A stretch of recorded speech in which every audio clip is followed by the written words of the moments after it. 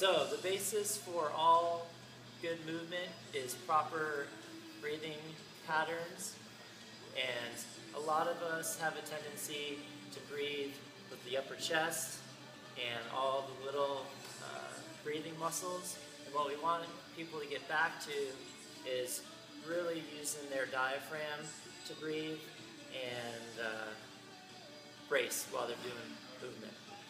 So, first thing I'm going to have you do, or have Adam do, is put his hand on his chest and his hand on his belly. And all I want him to do is take 3 big deep breaths. And we're just going to see what happens.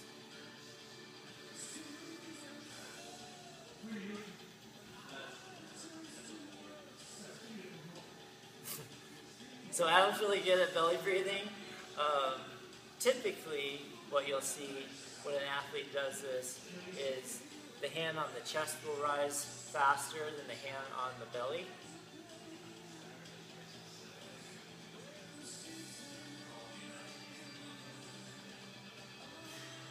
Yeah. So what you want to do when you have an athlete who typically is used to breathing into their chest as opposed into their diaphragm or their belly is you just want to make sure when they take a deep breath that the belly rises before the lungs. Good. I'm going to have him do 2 more. And all I'm looking for is this hand to move before the hand on his chest moves.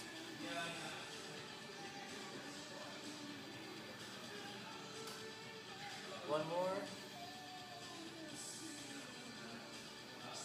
Very good. Deep belly breathing or diaphragmatic breathing is super essential for setting the inner core and providing stability for all activity, whether it's on the athletic field or just moving around day to day. Okay, next we're going to go over the hip hinge pattern. Hip hinge pattern is one of the foundational movement patterns. Use it with a kettlebell swing, deadlift, and squat. So the first level, or the first step to the hip hinge pattern is hip hinge. So what I'm going to have Adam do is stand with his feet a little bit, about shoulder width apart, a little bit wider than that, yeah. He's going to really focus on keeping his chest out, his shoulder blades back, and I have this foam roller back here that's a target for his butt. So all I'm going to have him do is push his butt back and try to hit the foam roller, push it back, push it back, push it back, push it back, boom, and he comes back up. Do it one more time. So notice he's got a slight bend in his knees, his chest is up, he could have his head down a little bit more, and then back up. That's the first progression. Now the second step is hip hinge with neutral posture. So I'm going to have Adam grab the PVC, and he wants to keep contact with the PVC in the back of his head, the middle of his back, and his hips are going to be in contact with the PVC at all times. And then all he's going to do is push his butt back, slight bend in his knees, and back up. Do 2 more. One more. Good. And then level 3, or progression number 3, is we're going to add bracing with his core into the movement. So Adam's going to take a big deep belly breath, lock his rib cage down, and then hip hinge, and then back up. 2 more. Big deep breath.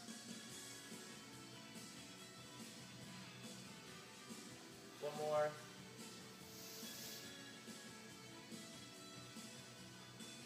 Good. And then the final progression before we get to the barbell is torque. So what I'm going to have Adam do while he's hip hinging is he's going to be pushing his knees out, creating torque with his hips.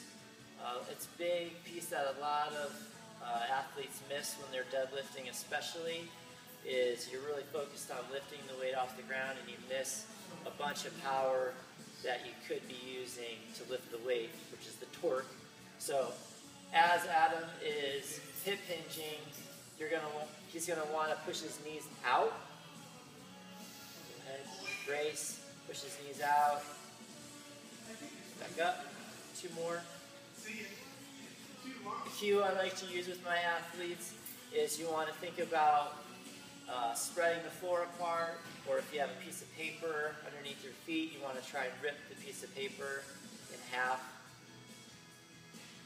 There you go, hip hinge and all the different progressions leading up to strength training.